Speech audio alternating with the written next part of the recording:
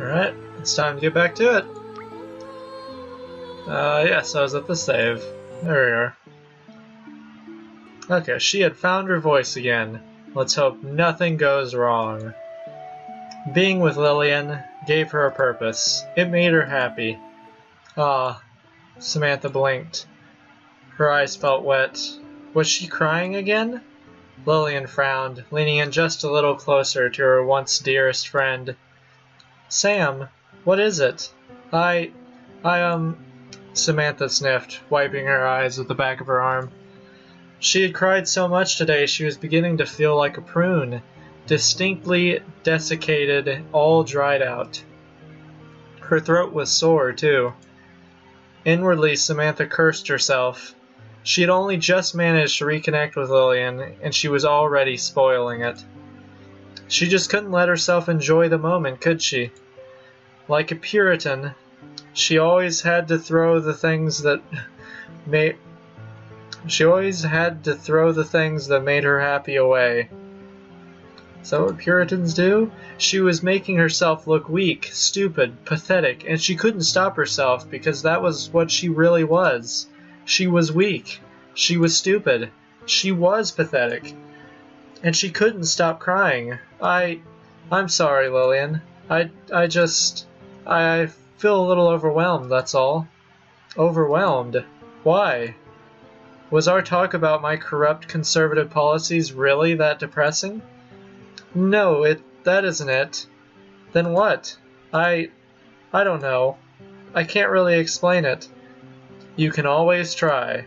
But, a sigh. We have been through this before many times, Samantha. How can I ever hope to understand how you feel if you never explain it to me? Although De Quincey seems to revere me as some kind of goddess, I cannot read minds, and I won't be able to help you unless you enlighten me. But I thought it was because I kept trying to enlighten you, as you put it, that you... Lillian raised an eyebrow. That I what? Samantha bit down on her lower lip. Her shoulders trembled. She did not want to talk about last Christmas. Merely thinking about it was painful. Why had their conversation become so serious? Well, it's because you started crying. Samantha did not cope well with serious things. She far preferred frivolity, mainly because she herself rarely had cause to feel happy. Do we want to confide in her, or are we going to try and change the subject? Confide in her what? Clearly we have some feelings going on here. I feel like we should talk about them. I don't feel like trying to change the subject will advance the plot. And since it's just the two of us here, why not? Why don't we confide in Lillian? She knew the following words were going to be painful, but how could she continue to sit there, conversing with Lillian without bringing the subject to light? It was inevitable that it would come to the surface eventually, for Samantha had thought of it almost incessantly, ever since Christmas. She had been incapable of thinking about anything else. I thought it was because I kept bothering you with my troubles, that you stopped wanting to talk to me. Samantha sniffed, her body racked with sobs.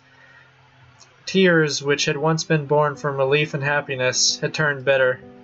Lillian watched her impassively, unsure of what to say, what to do, and Lillian did not like being unsure of herself.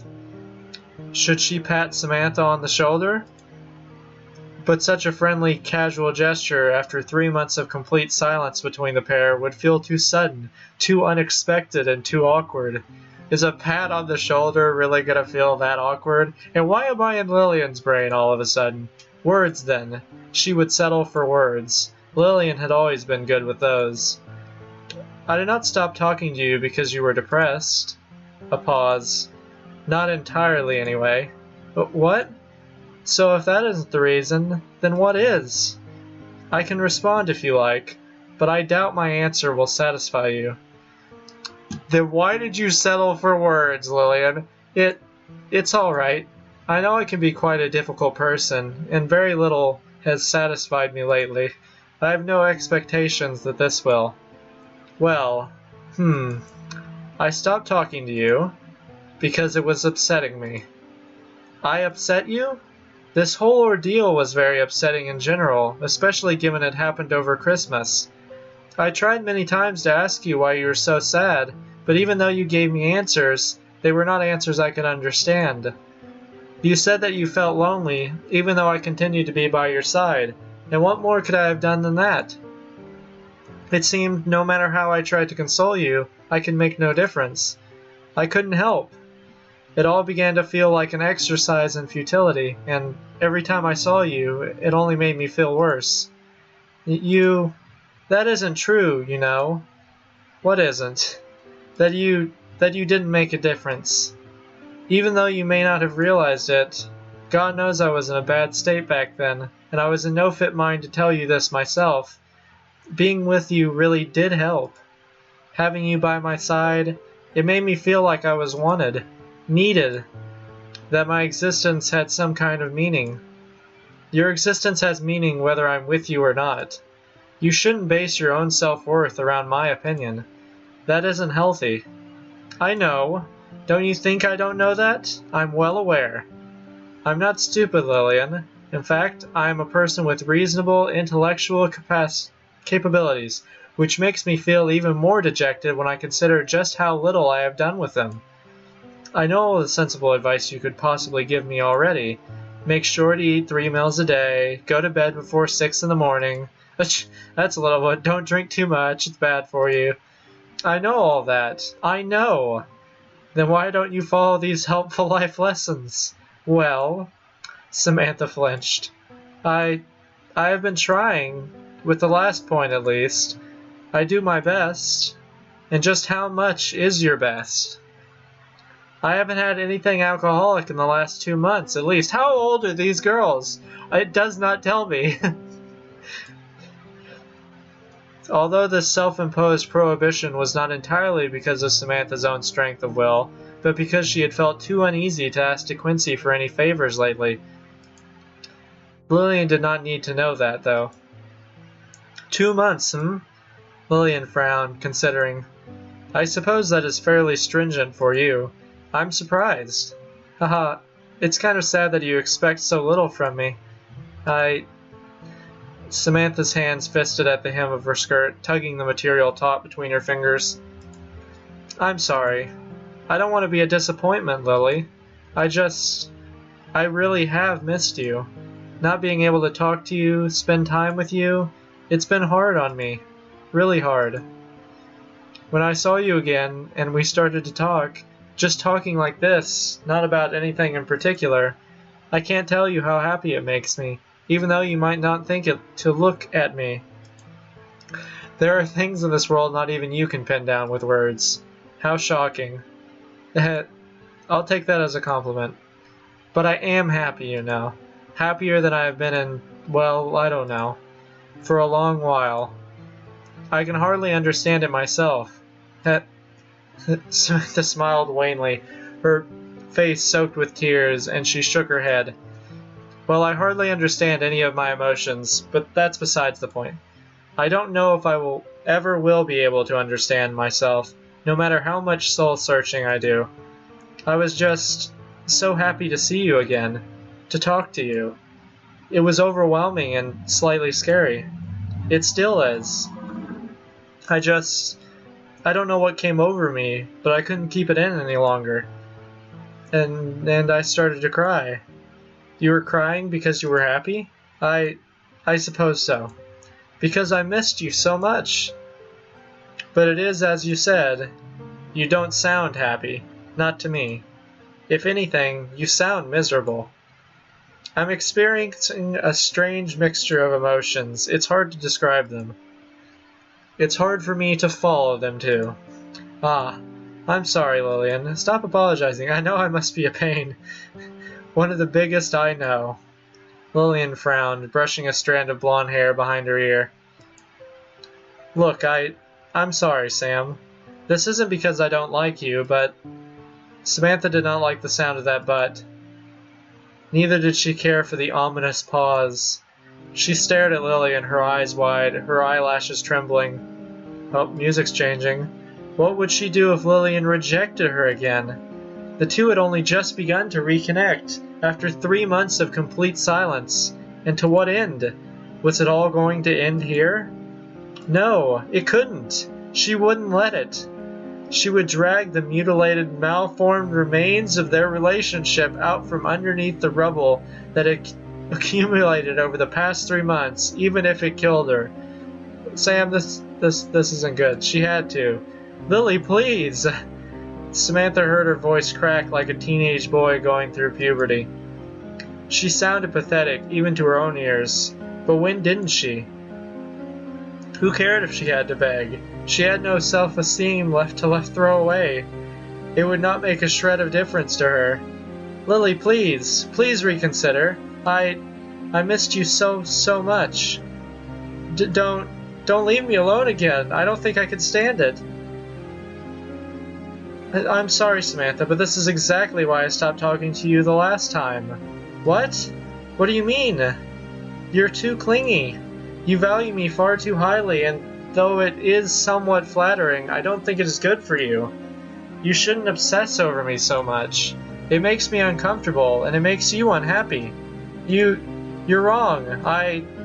I'm the happiest it is possible for me to be when I'm with you. I feel miserable when I'm on my own, utterly miserable. These last 3 months, if I weren't such a oh, this is not good. I doubt I'd be sitting here right now. I was afraid of that. Is that why you cut all your beautiful hair? Because you felt depressed? That's right. Samantha hung her head, her face flushing. She had told nobody the truth behind her drastic change, but Lillian had guessed it all the same. Lillian knew her far too well. She could read her like a book, perusing through the pages of her heart whenever it suited her. If only Samantha could do the same with Lillian. Even after all the years they had been friends, Samantha still did not understand Lillian at all. I thought about cutting somewhere else, but I just didn't have the heart. I couldn't do it. I'm too much of a failure to even kill myself properly. Don't be so ridiculous, Sam. I can't help it. I was born ridiculous, and I can't do anything about it. Lillian sighed. Her expression was still soft, but her tone when next she spoke was stern, like that of a schoolteacher reprimanding an unruly student. She sounded even more authoritarian than Miss Pope did, which was saying something. This was probably why Lillian had been elected as the head of the student council. It really was impossible to argue with her. Please don't be so defeatist. There is always something you can do. That's true. Being with you always made me happier, but that isn't going to cut it. That isn't a permanent solution, and you know it. I am not always going to be here for you. We are going to graduate next year, and we may never see one another again. What will you do then? I was trying not to think about that. And that is precisely your problem. You never think in the long term. Look, I don't think our friendship is working out. You're far too desperate, and I can't give you what you want. You don't need me, no matter how much you tell yourself you do. What you need is to see a therapist, and you could stand to have a healthier sleeping cycle, too. No. This was not how it was supposed to go. This wasn't what she wanted. The main reason Samantha had even gone on this field trip, even though she had been feeling so crushingly miserable lately, it had been an effort simply to drag herself out of bed, was so she could see Lillian. She had hoped dimly in the back of her mind that all was not lost, that they could still fix things, that she could drag the corpse of her relationship with Lillian up out of the wreckage it had been buried under, suffocating slowly these last 3 months. Maybe she had been right. Now, however, Samantha saw quite clearly that it was far too late. She might have had a chance once, but like the fool she was, she had ruined it. She always ruined things.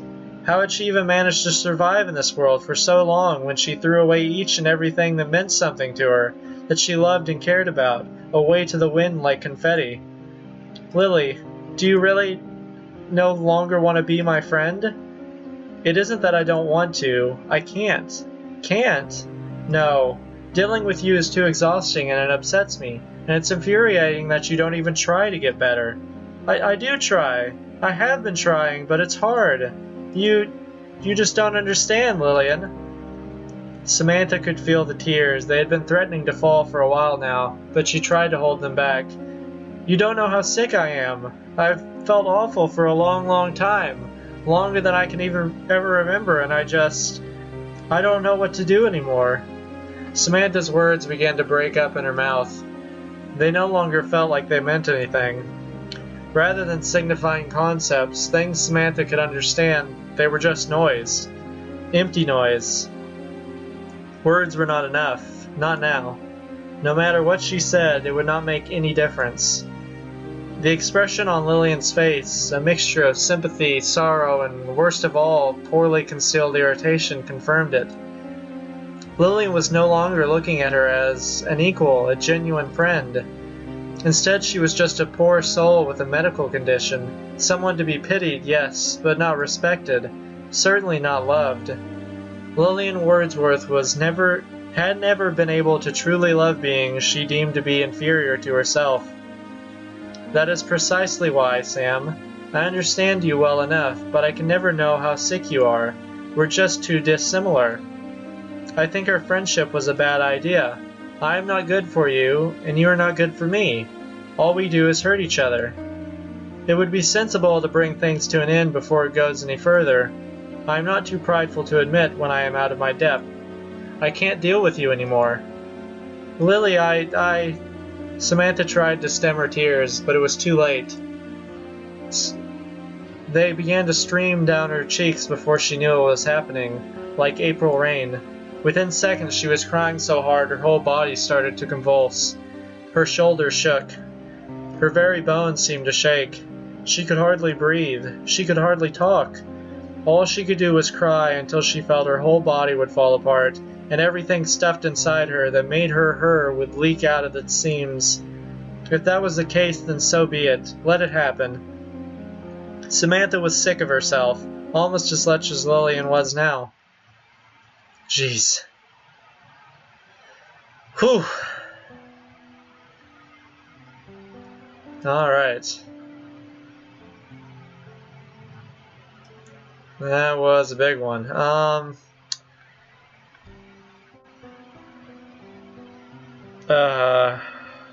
Feel like I should say something, but it's very difficult to figure out what to say there.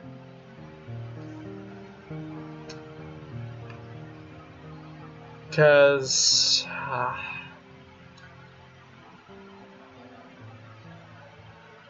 jeez.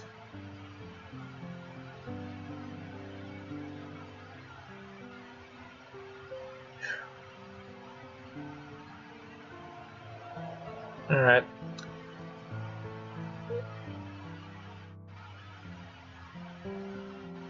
Yeah, I have nothing to say. We'll keep watching the story and see where it goes. But as of right now, we're in a rock and a hard place. Each person's trying to do what they think is best for them.